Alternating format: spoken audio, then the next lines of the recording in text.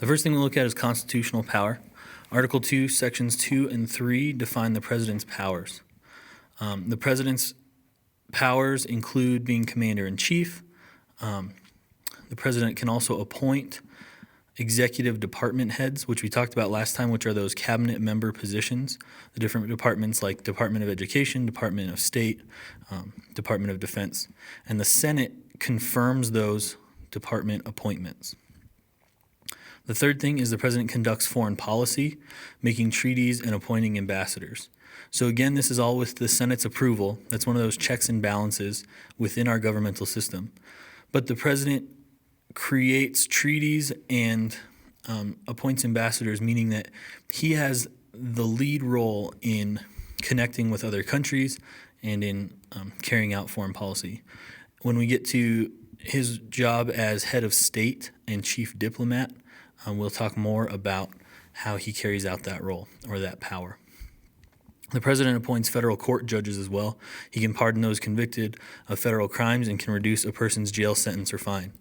This deals mostly with the judicial branch. The check on the judicial branch from the executive branch is that the president does appoint these federal court judges. Again, these federal court judges serve for life, and so these appointments are very important in the carrying out of the judicial branch. Continuing constitutional power, the president ensures that the laws Congress passes are faithfully executed. So again, Congress's job is to create law or draft or make law, and the president's job is to make sure that it is faithfully carried out. All of these powers that we'll get to and roles explain more what that means and how the president executes the law. The president delivers an annual State of the Union message to Congress, proposes legislation, and can call Congress into special session when necessary. So he's really the driver behind the government. He's, again, the face of the country, even to its own citizens. So the State of the Union message given every year gives the people a sense of what's going on in the government rather than it all just happening without their knowledge. So the president delivers this address as the head of state.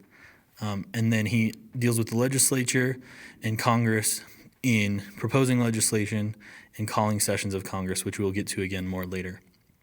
If you look at that chart at the bottom, it shows different powers of different leaders in countries. As you can see in the United States, the first four are checked there: control the armed forces, approve legislation, appoint executive officials, and appoint judges. And you can see France has the most power. And just take a second, you can pause the video and look at that chart and see how different heads of state and heads of the government deal with those different powers. Now on to political power. Political power is a little different than constitutional power because it's more informal. Political power means the power that the president has to influence politics and the country and how the government is seen and his own ability to manipulate that government. Many presidents have expanded their power based on their ideology, and some presidents expand their power based on the immediate needs of the nation. So the example there on the right is a quote from Teddy Roosevelt, and this is an example of expanding power based upon ideology, his belief about the role of the president. The president can do anything that the needs of the nation demanded, unless such action was forbidden by the Constitution or by the laws. So Teddy Roosevelt took all of those gray areas within the Constitution and said the government, and specifically the president, can fill those roles as long as the nation needs to, and we see that by his use of power, and we can discuss that at more length later. Public opinion can also affect the president. Without favorable public opinion, it is difficult for the president to succeed. A mandate, or the expressed will of the people, often in an election, is one of the greatest sources of political power. So this gives the president a mandate when he's elected by the will of the people. It can also be things that show the president he doesn't have a lot of power anymore either, like electing a Congress that is contrary to the president.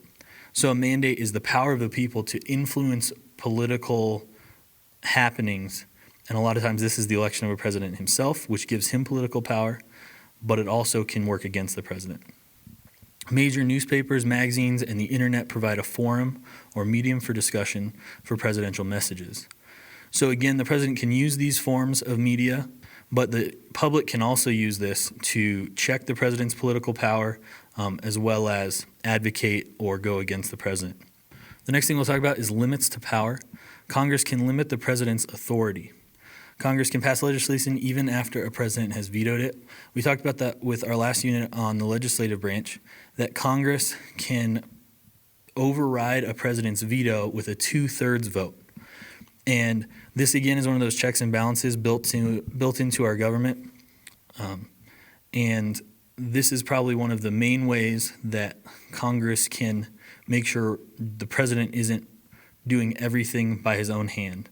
Being able to override that veto means that he can't completely squash legislation as it's pushing through. The Senate must confirm a president's appointees. This means that the Senate has power to reject those executive department officials that make up the cabinet if they're seen as too extreme or too contrary to the political culture at the time.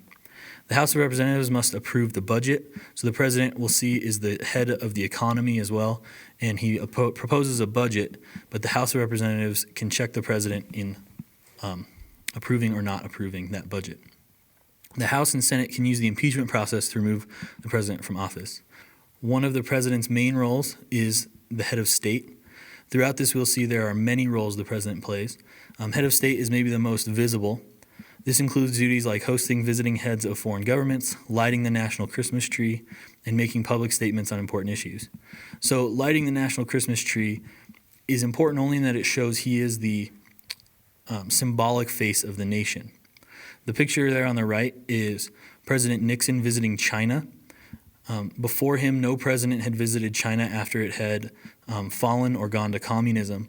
And so this was a very important step as head of state for a president like Nixon to go to China and meet with foreign heads of government. The next role is chief executive. As the nation's chief executive, the president sees that the laws of Congress are carried out. Presidents have several tools to influence how laws are carried out. So this is, in a lot of ways, the main role of the president, to enforce law and to execute law. Executive orders are one tool that he has to do that. An executive order lasts as long as the president is in office and are usually made on things that need to happen immediately and that don't need to be moved through as law. These do expire as the next president moves into office, but they're a quick way of executing that law. The power to appoint people to important offices in the executive branch.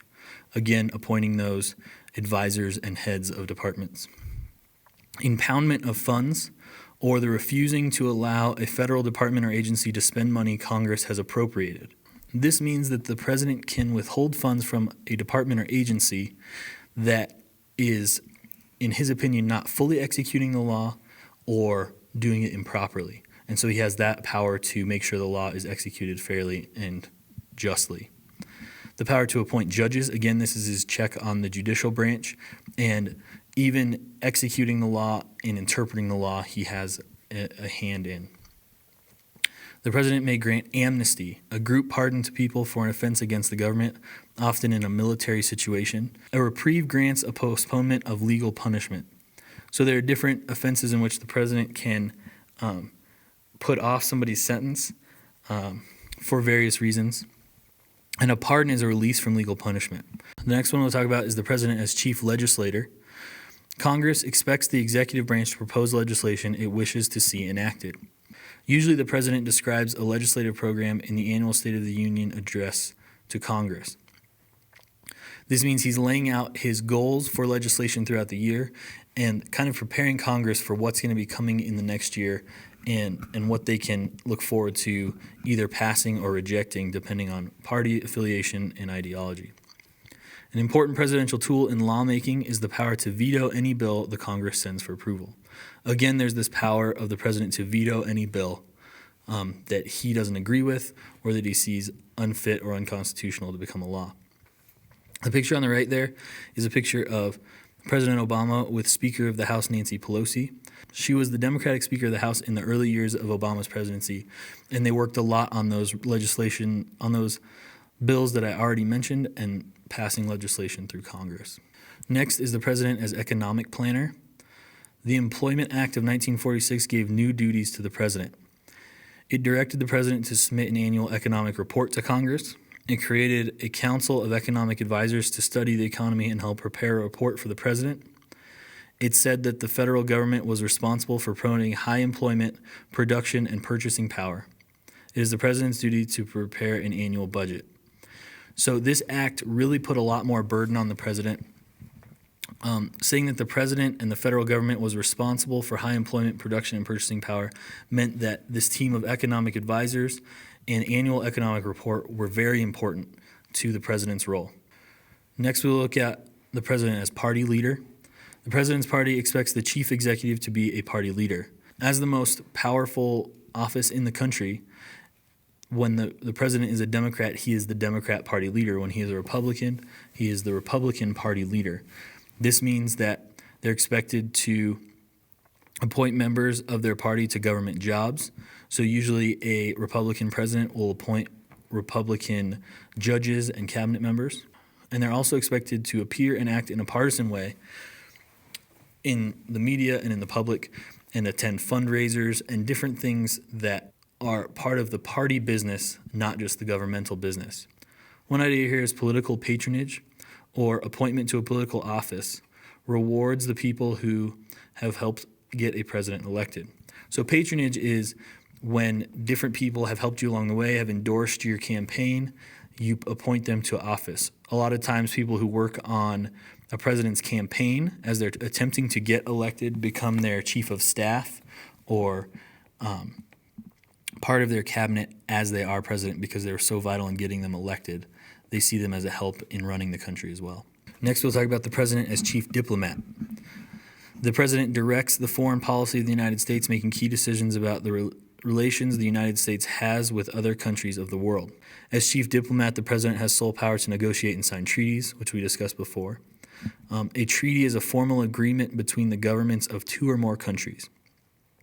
2/3 of the Senate must approve all treaties before they can go into effect.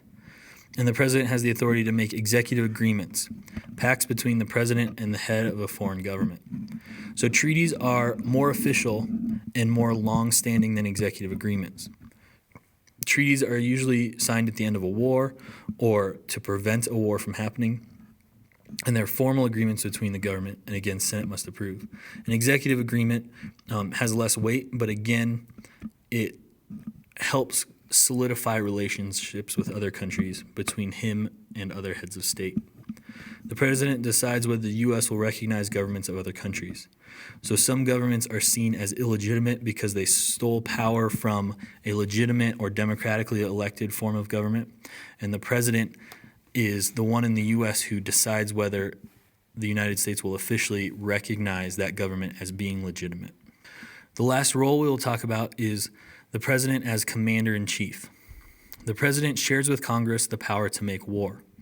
So in addition to being the chief diplomat, the president is the commander-in-chief, meaning that he can make war and declare war on different countries. The president is responsible for the key military decisions that represent overall policy and strategy. Being commander-in-chief, he deals with many day-to-day issues of battle. The president also has the authority to order the use of nuclear weapons. During war, Congress is likely to give the president special powers at home as well as abroad. So Congress has to approve an official declaration of war by the president. But as the president is in the midst of that war, Congress usually gives them special powers. This was most clearly seen in Vietnam, as the president could carry out certain things without much congressional or other branches' approval. After talking about these roles of the president, there's an idea with all of this power and all of these different responsibilities that the president is burdened with of presidential isolation. One of President Reagan's staffers called Reagan's chief of staff the de facto president, meaning that although he did not legally hold the office, he exercised the power as if he were president. So this idea of de facto president or de facto leader means, in fact, they are leading, even though they aren't in title. And often these staffers, because the office of the president can be so isolated, begin to gain more and more power and act in the role of president.